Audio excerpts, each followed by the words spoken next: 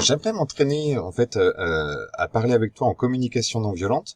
Donc je te propose, je vais te raconter mes vacances.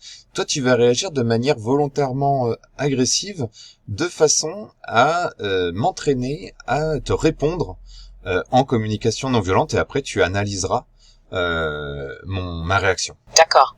Ça me semble une super idée pour t'entraîner à la communication non violente. Vas-y, raconte-moi tes vacances et ensuite je réagirai de manière agressive comme tu l'as demandé.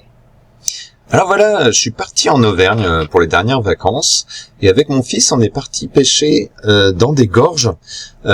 Sur place on s'est quand même rendu compte que l'eau était un peu froide, mais bon, comme on avançait assez rapidement, finalement on s'est réchauffé. Et puis après on n'a pas réussi malheureusement à attraper de truites qui fassent la maille.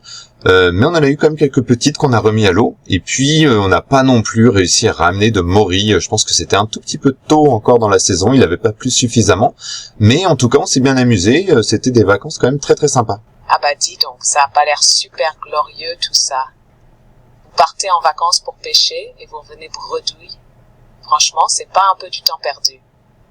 T'aurais pas mieux fait d'aller à la piscine avec ton fils ou de faire un truc un peu plus utile. Ben, tu vois, pour moi, j'aime bien l'idée que le bredouille, à la pêche comme aux champignons, est un moment de la réussite. Et en fait, je pense qu'on prend d'autant plus de plaisir à réussir quand on a eu un certain nombre d'échecs. Et moi, j'y vois finalement quelque chose aussi que j'apprécie, voire même que je savoure. Des fois, j'ai quand même autant de plaisir à pêcher sans attraper grand chose qu'à pêcher en ayant de très grosses prises. Wow, ta réponse est super inspirante.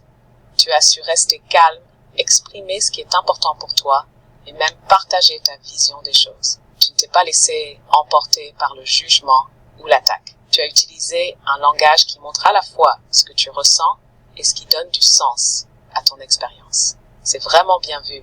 Si je devais te donner un petit retour pour aller encore plus loin, tu pourrais aussi exprimer ce que tu ressens quand quelqu'un te parle. Nommer ce que ça provoque en toi.